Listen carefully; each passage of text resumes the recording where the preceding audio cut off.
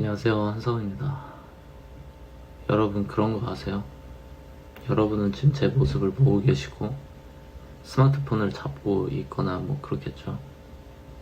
근데 사실 물리적으로 보면은 저라는 사람은 다 비어 있습니다. 거의 99% 이상은 빈 공간이에요.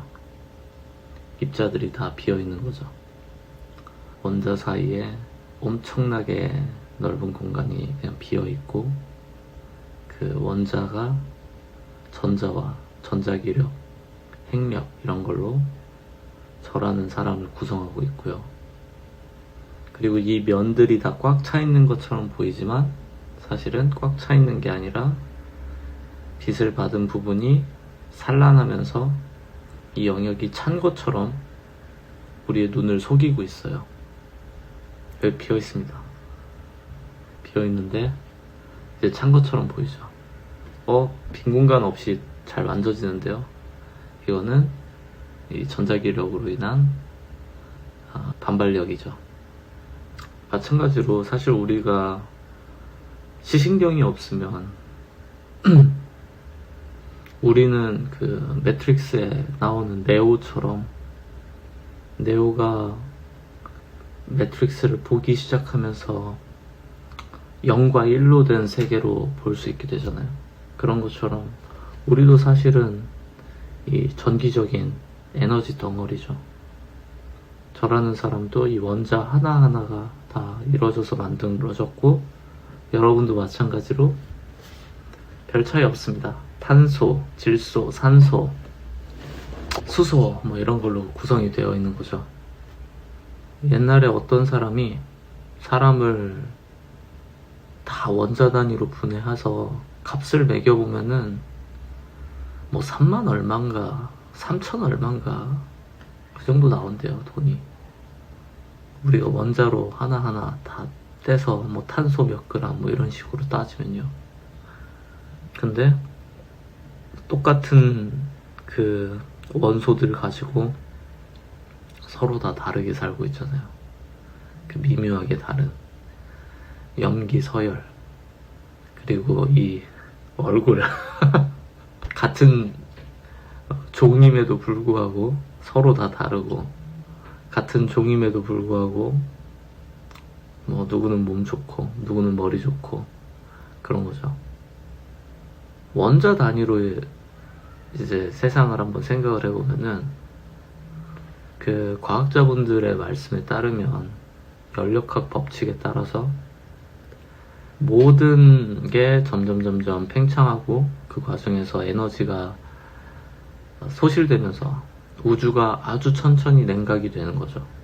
그러다가 시간이 무한에 가깝게 지나가고 나면은 이제 무질서도가 무한대에 이르고 뭐 그럴 수도 있고, 또는 뭐 거대한 블랙홀처럼 그런 게 생겨서 다 모여들여서 한 점으로 모일 수 있고 그런 얘기도 있더라고요.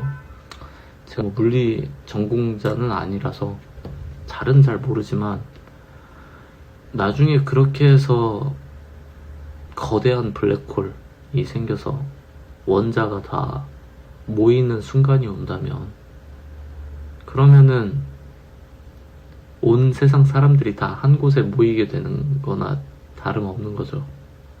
우리를 이 곱게 갈아가지고 그 간 거를 꽉꽉 눌러서 우주의 종말 때 다 같이 만나게 되는 거죠.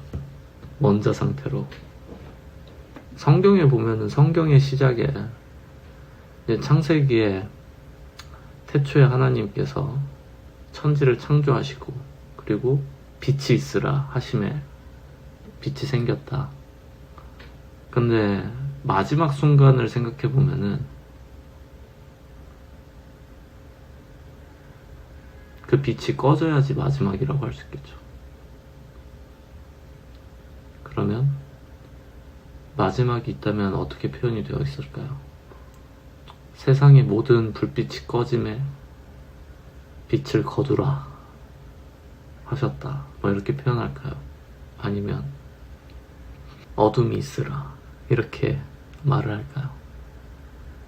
만약에 저희가 볼 수 있는 눈이 있다면은, 가령 사람을 사람으로 안 보고 이 가시광선 영역대를 우리가 인지하지 않고 다른 영역대의 빛을 볼 수 있다면, 우리가 전자와 원자를 그대로 볼 수 있다면, 그러면 분명 세상도 다르게 생각하게 되겠죠.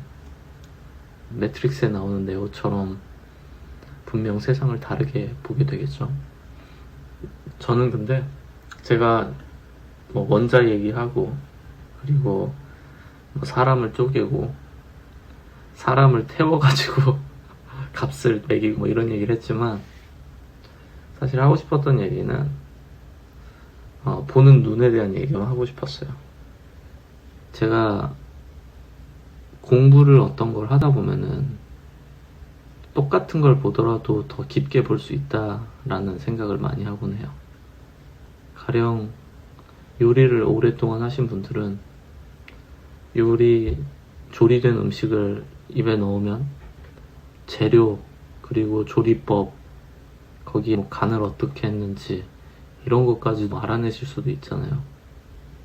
우리는 볼 수 없는 걸 그분은 이 맛과 향과 그 완성된 모습을 통해서 볼 수 있는 거죠. 보는 것 너머에 볼 수 있는 힘. 지식도 비슷하다고 전 생각했어요. 우리가 보는 세상하고 물리학자가 보는 세상은 다를 거고, 그리고 물리학자들 중에서도 대단했던 분들이 보는 세상은 더 달랐을 거고, 뉴턴, 아인슈타인 이런 분들이죠. 그런 분들이 보는 세상은 똑같은 걸 봐도 여기에서 작용되는 힘을 받고, 우주의 근본 원칙을 받고, 그리고 그들이 봤던 우주의 원칙들로 인해서 세계가 급변했죠. 뉴턴 물리학이 나왔던 게 불과 500년도 채 안 됐다고 했던 것 같아요. 한번 찾아볼까요? 뉴턴이 언제 사람일까? 뉴턴이 출생이 1643년 1월 4일이라고 하네요. 고작 400년 정도?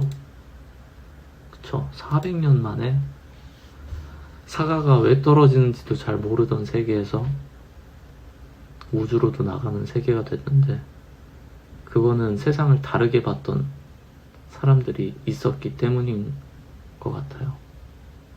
저는 그래서 세상을 다르게 보는 힘이야말로 그 어떤 힘보다 무서운 파괴력이 있다고 생각해요. 가령 이념이 19세기였나요? 그럴 때 뭐 마르크스 주의나 아니면 뭐 레닌 이런 사람들, 아니면 애덤 스미스, 그 사람들이 봤던 세상들이 세계를 또 격변시켰잖아요. 그리고 그게 우리 세대뿐만 아니라 또 100년, 200년 후에 또 무슨 일이 펼쳐질지 모르겠죠. 또 그때는 지금은 자유경제, 민주주의 이게 뭐 선진국의 국룰인 것처럼 펼쳐져 있긴 한데, 그 시기가 되면 또 다른 세상이 될 수도 있겠죠. 우리가 지금 당연하다고 생각하고 옳다고 생각했던 모든 것들이 그 시점이 되면은 나쁜 게 되고 미개한 행동들이 되겠죠. 마치 뭐 노예제 같이요. 근데 그게 분명히 지금 이 시대에도 있을 거란 말이에요. 우리가 눈앞에 뻔히 보고 있음에도 불구하고 전혀 인지하지 못하는 거죠. 지금도 우리 눈앞에 노예제와 같은 것들이 있을 수 있겠죠. 근데 그런 거를 우리는 못 보고 있지만 훗날 태어날 어떤 아기가, 또는 지금 이미 살아 숨쉬고 있는 어떤 한 사람이 보기 시작하고 그걸 전하기 시작하면은 그때 또 새로운 세상이 열리게 되는 것 같아요. 그래서 신만 빛이 있으라 또는 어둠이 있으라 말하는 게 아니라 인간이 말할 수 있어요. 그 전에 존재하지 않았지만 존재하게 만드는 변화를 만들어낼 수가 있어요. 노예제가 없어져야 된다. 그것을 인권이 있으라 선포한 거죠. 누군가 인권이 있으라 하심에 사람들이 이에 따라서 노예를 해방시키고 만민이 평등한 시대가 도래했도다. 이런 식으로요. 저는 위대함이라는 게 우리 세대에는 어떤 이념이나 아니면 깊은 사유나 그런 거에서 가치를 두진 않는 것 같아요.